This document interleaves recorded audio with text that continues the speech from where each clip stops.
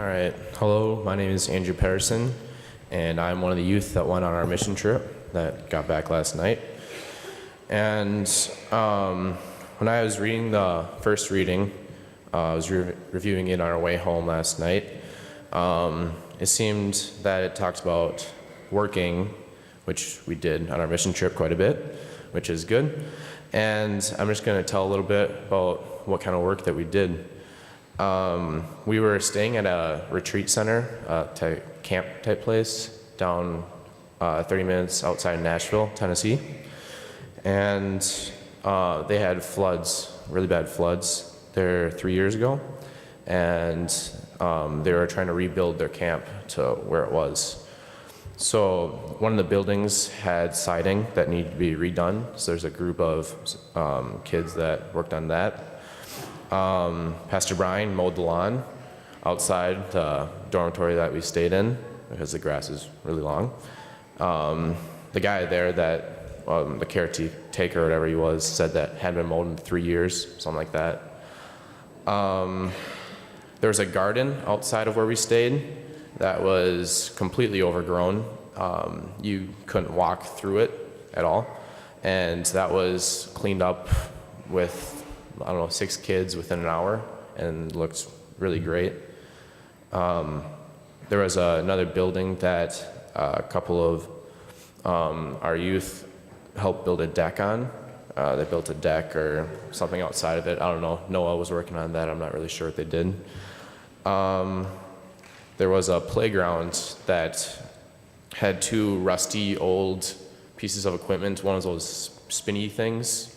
Now there's like a 4-person teeter-totter that were really disgusting looking when we got there, and a different youth group painted those, and we spread mulch around that, and they put up a swing set in there, and that looks a lot better now.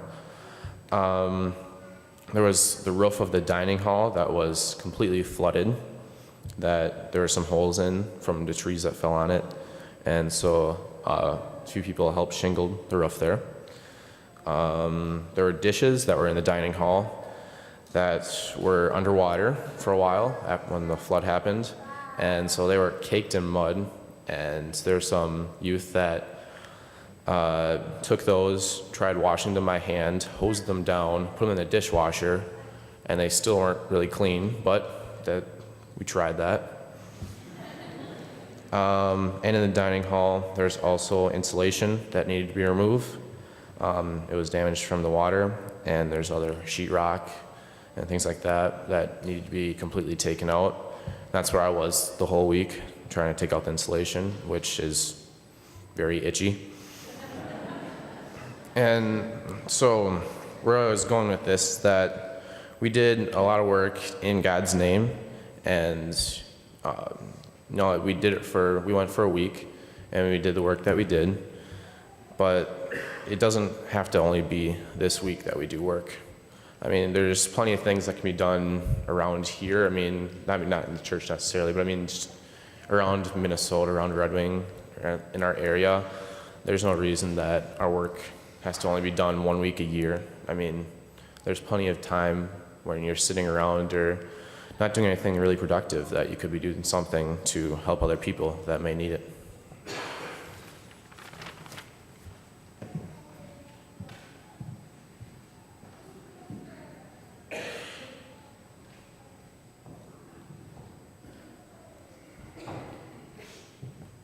Good morning, everyone.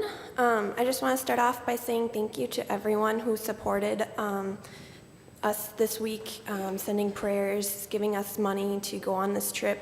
It wouldn't have been possible without all of you, even though you didn't go. It was very nice to receive your help from it.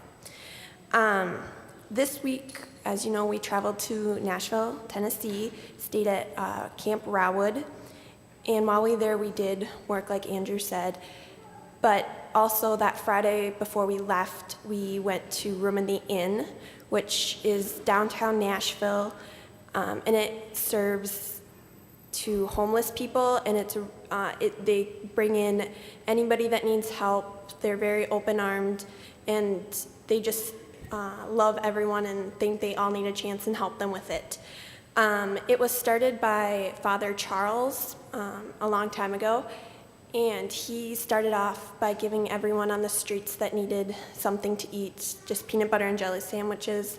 And then during the winter, he opened up his church, and they stayed in the church during the winter seasons. And that progressed over the years into now what they have now, Room in the Inn, which is a very large building. Wendy was our leader kind of person there who kind of helped us. She gave us a tour, and she told us what needed to be done. And as we were doing those things, some of us were up in the rooftop gardens weeding, others were along a fence line kind of taming all the flowers and putting them into the fence, and others were on another set of fence cutting away all the brush. And as Luke was saying, the Good Samaritans there, they have lots of volunteers that come in and help with everything that needs to be done. And as Father Charles did, he was a Samaritan. He didn't have to give those people peanut butter and jelly sandwiches or give them a place to sleep. He opened up his church for them. And that's kind of why Nashville is kind of called the volunteer state. There's lots of volunteers there, and they take great pride in that. And also, while we were at Camp Rawood, Baxter was the caretaker, I would say, of the place. He doesn't own it. He's just there helping. He owns a construction company outside of it. And he's an older gentleman, so he's not the youngest, but he's also a very hard worker and takes great pride in everything that he does. And according to Luke, he said they talk about a great Samaritan. He is that Samaritan. He goes out. He does everything. Everything that we saw when we first walked in was mostly he did it. There wasn't a lot of progress. If you first walked in and thought there's not a lot of progress, but as we went around and we were doing all these things throughout the week, we noticed that he really needed all this help, but yet he got a lot accomplished. And we would always, as we were out in groups, we would always joke and be like, oh, where's Baxter? We need this, we need that. And within 10 seconds, he would come up in his white truck. You could hear him coming down the road because it was all rocking. His truck would just bounce with the trailer in the back. And he would there with whatever we needed, if we needed more siding, if we needed a shovel, if we needed some other type of power tool to help us with the tasks we were doing. And also, some of us put in a fence one of the days, and it was on a it was in a house, but yet it was still on the property, so it was part of the property, and he wanted a fence in there. And there was a gal that lived there, and she came out at first and tried to help us, but she just ended up not liking it and just sat on her porch and just kind of watched us do the task. And as we were going, we were starting to put in the actual fence, not just the poles. And we never put in a fence before, some of us, and so we were just kind of taking the level, just making everything level, but yet the ground was still level, and we didn't comprehend that. And off in the distance, you could hear her talking and saying, oh, that doesn't look good, it's uneven, it just doesn't look good. And Baxter, like I said, within 5 seconds, rolled up in his truck, came over, told us, I'm sorry, it just doesn't look good. He was very polite about it and said, we just need to fix it. Not by much, but just maybe a couple inches here and there. And so he got out his chalk tape and chalked off where we needed to put the boards. So we just unscrewed it, put it back in, and it looked much better, I have to say, with his help. But after reflecting back onto it, God puts in those people in our lives telling us that we don't do a good job, this looks bad, just kind of tearing us down, but yet at the same time, he is also filling us with those people to help us and to make us prosperous in our lives. So thank you again for all of us, for all of your help.